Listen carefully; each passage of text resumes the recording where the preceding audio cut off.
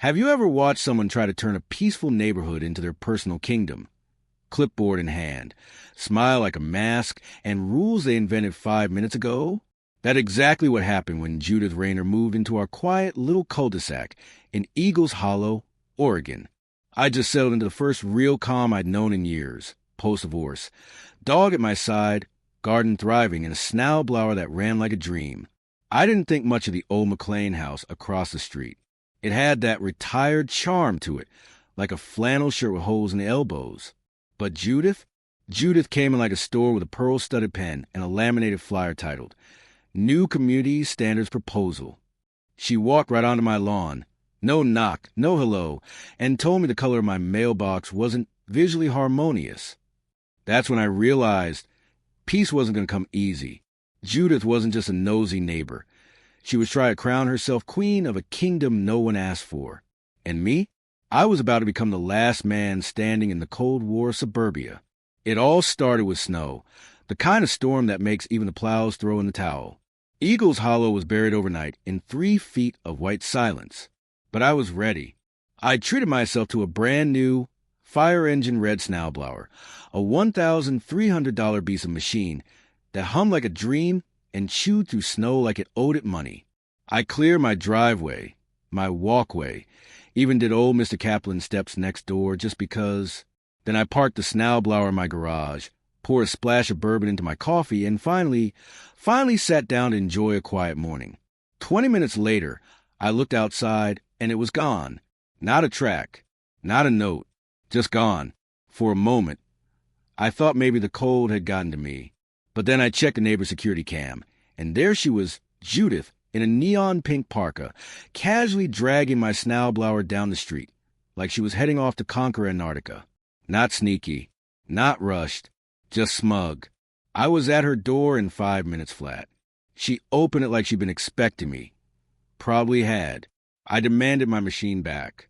She blinked once, then said, In community emergencies, sharing resources is a neighborly thing to do. Your driveway is already clear, isn't it? I asked if she'd like to share a car, or her television, maybe her living room furniture. She laughed, closed the door in my face.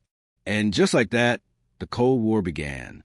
The next time I saw my Snowblower, it was sitting on the curb like a broken toy after Christmas, still running, sputtering smoke, its metal frame dented, and the auger jammed with gravel and twigs. She'd used it carelessly, left it running for hours, and when it gave out, she just abandoned it.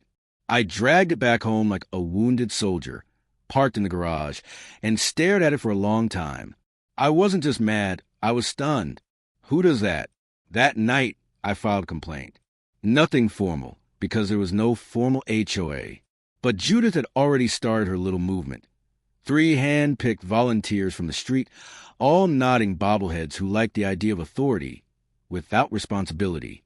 They called a community meeting in her living room. I went, Snowblower receipts in hand. I expected reason. Instead, I got treated like I'd stolen from them. They sat me down, hands folded, faces serious, and told me that emergency cooperation is essential to community survival, that I should be proud to contribute. I stared at them, blinking. Are you high on snow shavings? I asked. No one laughed. That's when it hit me. Judith didn't want to organize a neighborhood. She wanted to command it. This wasn't homeowners committee. It was a coup dressed up in baked goods and phony bylaws. And if she thought she could freeze me out of my own home, she clearly hadn't met the man who once shoveled an entire backyard out of spite after a breakup, because Judith had just picked a fight with the wrong neighbor. I didn't retaliate right away. Judith wasn't the type you confront head-on. She fed on conflict, twisted it into control. No, I needed something colder, smarter, and, conveniently, the first shot presented itself the next week. I discovered a hose, snaking discreetly from the side of my property, buried under a layer of mulch and snow. It led straight into Judith's garden beds. The same garden she bragged about at every meeting, as if growing hydrangeas somehow qualified her to set zoning policy. She'd tapped into my private well, illegally, without asking, without even trying to hide it well. My first instinct? Cut it. Call the authorities. Raise hell. But where's the artistry in that?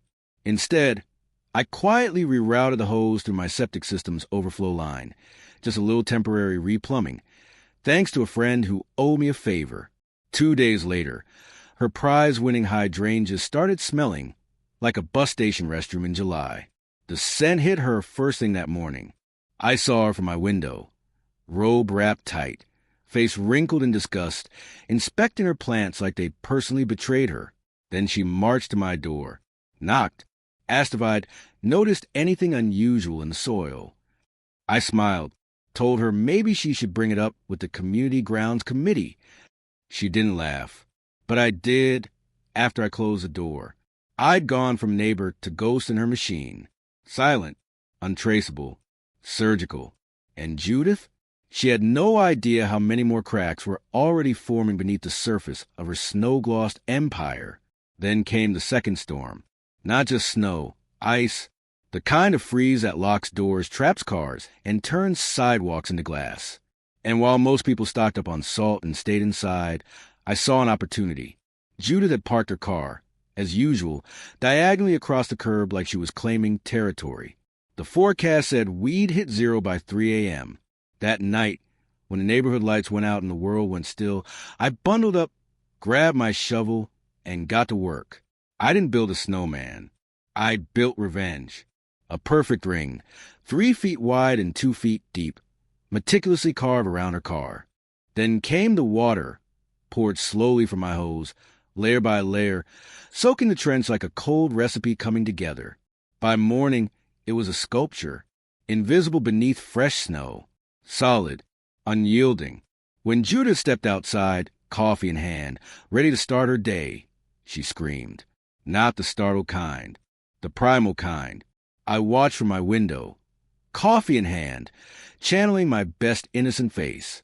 Her boots slid on the ice as she stomped around the car, her hood flapping like she was starring in a low-budget survival movie. She kicked at the trench. She dumped hot water, which hissed and refroze with a smug little crackle. And the best part? She had no idea I was just getting started. Because that car, that wasn't just stuck. It was a message. And Judith? She was only just starting to realize she'd picked the wrong street to try and rule. That afternoon, while her car sat like a modern art tribute to hubris, Judith called an emergency meeting of her so-called Community Oversight Council. Let me remind you, this wasn't a real HOA. It had no charter, no legal standing, and certainly no power.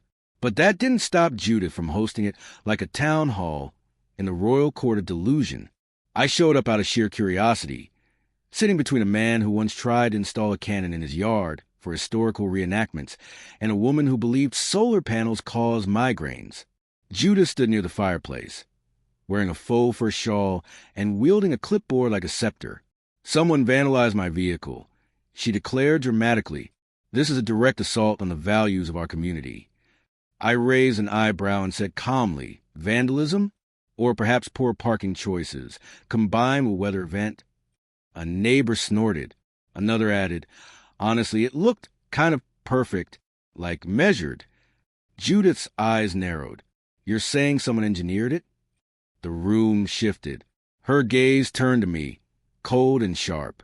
"You're the only one with that kind of obsession." "Obsession?" I echoed. "With what?" "Geometry." Then she did it. She pointed that clipboard at me and said, "Effective immediately. No tools may be used for snow removal unless checked out through the HOA committee." I smiled wide and slow. "So, if I understand correctly, you're enforcing a tool-sharing system based on bylaws you invented under an organization with no legal authority?" She beamed. "Exactly. Cooperation is the foundation of community." I leaned forward. "Right. And where was that cooperation when you took my Snowblower, wrecked it, and denied everything?" Her smile faltered. And just like that, the cracks began to show. Not in the ice. In her entire clipboard-built regime.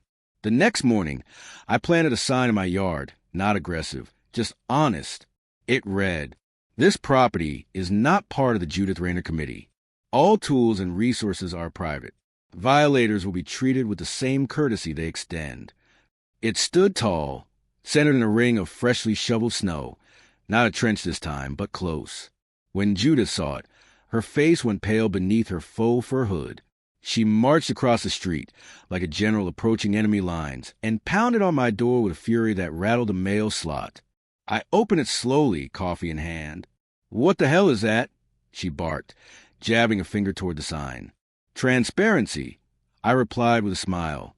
"Thought community cooperation started with honesty." "You're undermining the HOA," she snapped. "There is no HOA," I said, stepping outside. "There's just you and your fantasy of ruling a cul-de-sac." That's when I handed her a manila folder, clean, crisp, signed by 6 neighbors and reviewed by a real attorney. "A formal challenge," I said, "to your committee's authority, your posted rules, and your unauthorized use of my well for irrigation. All of it's going to the city on Monday." For a moment, Judith said nothing. Her mouth opened, then closed. Then, as she turned to leave, she threw one last dagger over her shoulder. "You don't know who I am."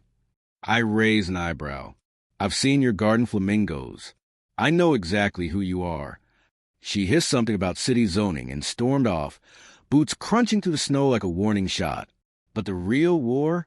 It was just beginning, and I had the law, the neighbors, and a plan stacked neatly in my corner.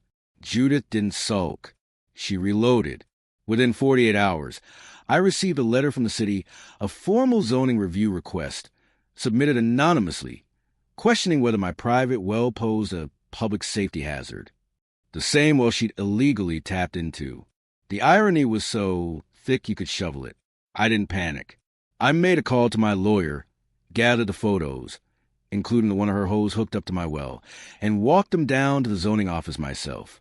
The clerk flipped through the folder, paused at the time-stamped images, and said, "Oh, her again." Apparently, mine wasn't the first complaint, and it wouldn't be the last. The city launched its own inquiry, not into me, but into her self-declared committee, because I hadn't just been documenting her flyers and Facebook posts. I'd been compiling them. Every self-issued violation notice, every mailbox-stuffed community update, every declaration that non-compliant fences may result in fines. And now they were all neatly bundled, reviewed, and headed straight into the city's records. The next week, Judith received a formal warning. Her so-called HOA had no legal authority, could not issue fines, and any continued impersonation of an official body might be considered harassment or misrepresentation. Her response? A crying selfie posted to the neighborhood group chat, with a caption claiming she was being bullied and misunderstood. I saved it, not to gloat, just to remember the exact moment her fantasies started to collapse under the weight of facts. But I knew better than to celebrate, because Judith Rayner wasn't finished. Not even close. She'd just lost a battle, which meant she was about to go scorched earth. Judith's next move was classic. Change the tone, reframe the narrative, and try to charm her way back into control. She posted in the neighborhood Facebook group with a new voice, sweet, measured, dripping with "let's all heal" energy. She claimed the trench incident was just a weather misunderstanding, probably caused by unpredictable freeze cycles and communication breakdowns. But then, buried in her smiling olive branch, came the dagger, a proposal to make her HOA official, registered, chartered, with elected leadership, annual dues, and, of course, emergency response protocols. Her comments were a mix of supportive emojis from her usual loyalists and stunned silence from everyone else. That's when I struck. Not with insults, not with mockery, with organization.